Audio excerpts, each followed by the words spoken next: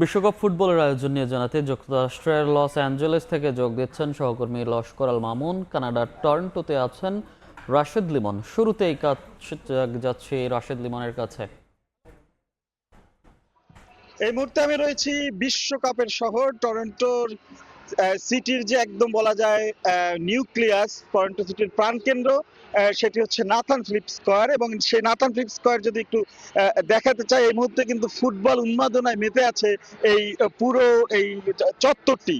এবং আমরা জানি আজকে কিন্তু যে টরন্টোর ম্যাচ ছিল, যেহেতু আসলে টরন্টো এই ম্যাচে আমরা দেখেছি যে একবার প্রথমার্ধে গোল খাবার পরে সেটি শোধ করে ম্যাচটি ড্র করেছেন। আমরা কিন্তু দেখেছি দর্শকরা তাদের মধ্যে কিছুটা আক্ষেপ থাকলেও তারা কিন্তু বিষয়টি মেনে নিয়েছে। অন্তত একটি পয়েন্ট নিয়ে দল যে তাদের মাঠ ছেড়েছেন, বিশেষ করে পুরো 90 মিনিট এই কানাডা যে পরিমাণ আধিপত্য বিস্তার করে খেলেছে, এক কথায় বলতে গেলে যে আগে গোল হজম করলেও তারা বসনিয়া ও হার্জেগোভিনার সঙ্গে যে ডমিনেটিং ফুটবল খেলেছে সেটি আসলে দর্শকদের মুগ্ধ করেছে। এবং তারা কিন্তু বারবারই বলেছেন যে এই অবস্থা বা এরকম যদি পুরো টুর্নামেন্ট জুড়ে বাকি যে ম্যাচগুলো রয়েছে সেখানে যদি খেলে, তাহলে অবশ্যই ইতিহাস গড়তে পারে এই কানাডা। অর্থাৎ সেক্ষেত্রে পরবর্তী রাউন্ডে অর্থাৎ নকআউট পর্বে কানাডাকে তারা অবশ্যই দেখতে চাচ্ছে। এবং সেক্ষেত্রে আসলে যদিও যেটি বলছিলাম আক্ষেপের কথা, কারণ বিশ্বকাপের মঞ্চে এখন পর্যন্ত কিন্তু কানাডা কোনো জয় পায়নি, তবে আজকে কিন্তু দর্শক সেই পুরো গ্যালারি ভর্তি লাল জার্সির দর্শক, তারা কিন্তু সবাই অপেক্ষা করেছিলেন সে কাঙ্ক্ষিত জয়ের জন্য। সেটি তাদের পকেটে তারা না ভরতে পারলেও তারা কিন্তু যে একটি পয়েন্ট পেয়েছে বা ড্র করেছে সেটি নিয়ে কিন্তু তারা উচ্ছ্বাসিত হয়ে মাঠ ছেড়েছেন।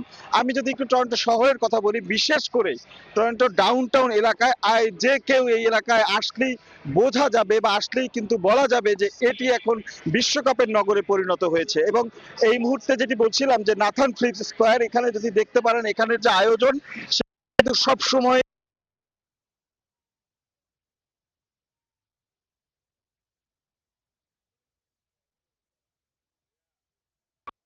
দর্শকের কিন্তু কোনো অভাব নেই। দর্শক কিন্তু প্রত্যেকটা গোলে হাততালি দিচ্ছে, চিয়ার আপ করছে। এখানেও কিন্তু অনেকেই আছেন যারা কিন্তু মাঠ থেকে সরাসরি এখানে এসেছেন, সরাসরি দর্শকের কিন্তু কোনো অভাব নেই। দর্শক কিন্তু প্রত্যেকটা গোলে হাততালি দিচ্ছে, চিয়ার আপ করছে।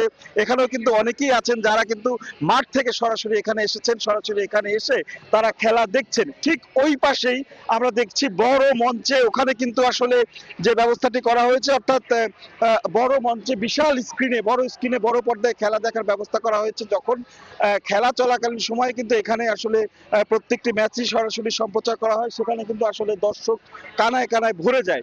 এবং বিশেষ করে আজকে যেহেতু কানাডার খেলা ছিল, সেখানেও কিন্তু দর্শক ছিল এবং দর্শকের উপস্থিতিতে ভালোই ছিল। তো সবকিছু মিলে বলা যায় কানাডায় কিন্তু এখন ফুটবল উৎসবে মেতে উঠেছে। ঠিক একই অবস্থা বোধহয় মেক্সিকো এবং যুক্তরাষ্ট্র, তেমনি যুক্তরাষ্ট্রের লস অ্যাঞ্জেলে রয়েছে সহকর্মী লস্কর আল মামুন। সেখানকার অবস্থা জানবো তার কাছ থেকে। মামুন। ইতিহাসের সর্ববৃহৎ ফুটবল বিশ্বকাপের সবশেষ উদ্বোধনী অনুষ্ঠান শুরু হচ্ছে এই যুক্তরাষ্ট্রের লস অ্যাঞ্জেলেস স্টেডিয়ামে। এবং এরই মধ্যে সেই উদ্বোধনী পর্বের আনুষ্ঠানিকতা শুরু হয়েছে। এই উদ্বোধনী অনুষ্ঠানের পরপরই স্বাগতিক যুক্তরাষ্ট্র প্রথমবারের মতো অভিষেক ম্যাচে প্যারাগুয়ের বিপক্ষে খেলতে নামবে। অর্থাৎ 90 মিনিটের মতো প্রায় উদ্বোধনী অনুষ্ঠান অনুষ্ঠিত হবে। তারপরে এই প্রথম ম্যাচে স্বাগতিক যুক্তরাষ্ট্র তাদের প্রথম পরাশক্তি যে রয়েছে প্যারাগুয়ে, তার মোকাবেলা করবেন। আমি এখানে আজকে স্থানীয় সময় দুপুর 12টা থেকে স্টেডিয়ামে রয়েছি। আমি যেটি দেখেছি সেটি হচ্ছে মার্কিন যুক্তরাষ্ট্রের এই লস অ্যাঞ্জেলেস স্টেডিয়াম যেন মার্কিনীদের দখলে। ইউএসএ স্লোগানে মুখরিত স্টেডিয়ামের ভেতর এবং বাইরে। এবং এটি দেখে মনে হচ্ছে যে যুক্তরাষ্ট্রের এই মুহূর্তের লস অ্যাঞ্জেলেসটি যেন মার্কিন নাগরিকদের অর্থাৎ যুক্তরাষ্ট্রের সমর্থকদের দখলে রয়েছে। তারা কিন্তু লাল সাদা জার্সি পরে নিজ দলকে সাপোর্ট করার জন্য সেই দুপুর থেকে 4 থেকে 5 ঘন্টা ধরে লাইনে দাঁড়িয়ে তারা খেলা দেখার জন্য অপেক্ষা করছে। এরই মধ্যে অনেকেই ভেতরে প্রবেশ করেছেন। যারা এখনও ভেতরে প্রবেশ করতে পারেননি তারা আপনারা দেখতে পাচ্ছেন পেছনের লাইনে তারা দাঁড়িয়ে রয়েছে। দীর্ঘ লাইন, দীর্ঘ উৎসব। ফুটবল মানেই উন্মাদনা, ফুটবল মানেই যে উত্তেজনা, তার একটি চির প্রমাণ, তার একটি জ্বলন্ত প্রমাণ আজকে এই লস অ্যাঞ্জেলেস আমরা লক্ষ্য করেছি। লস অ্যাঞ্জেলেসের এই যে স্টেডিয়ামটি, সেটি পৃথিবীর সবচেয়ে ব্যয়বহুল স্টেডিয়াম, সেটি পৃথিবীর সবচেয়ে বিলাসবহুল স্টেডিয়াম, এবং এই স্টেডিয়ামে একসঙ্গে 70,000 দর্শক বসে খেলা উপভোগ করতে পারবে। তবে আমার যেটি মনে হয়েছে ইউএসএ এবং আজকের এই খেলায় তারা জয়লাভ করবে, এবং সেটি কিন্তু তাদের সমর্থকদের দাবি যে আজকে প্রথম ম্যাচে ইউএসএ একটি জয় দিয়ে তাদের অভিযান শুরু করবে বিশ্বকাপ মিশনের, এবং এটি তাদের একটি সুযোগ।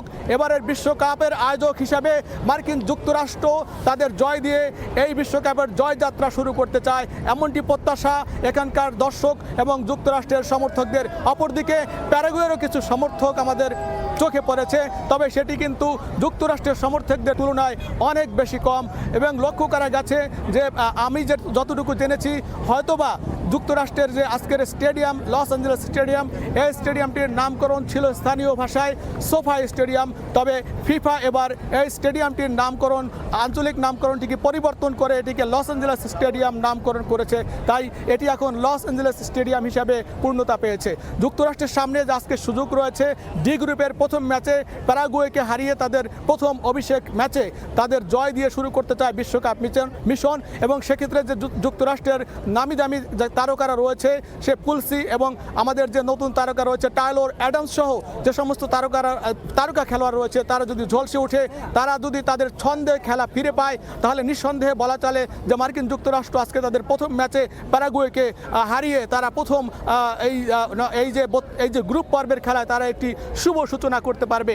অপরদিকে বলে রাখি যে প্যারাগুয়ে 16 বছর পরে তারা বিশ্বকাপে আবার ফিরেছে, তবে তারাও কিন্তু চেষ্টা করবে মার্কিন যুক্তরাষ্ট্রের অর্থাৎ স্বাগতিক মার্কিন যুক্তরাষ্ট্রকে একটি চরম প্রতিশোধ নেওয়ার জন্য, অর্থাৎ যুক্তরাষ্ট্রকে হারাতে কিংবা একটি ড্র করে পয়েন্ট ছিনিয়ে নেওয়ার চেষ্টা কিন্তু তারা করবে, সেই চেষ্টা কিন্তু তাদের রয়েছে।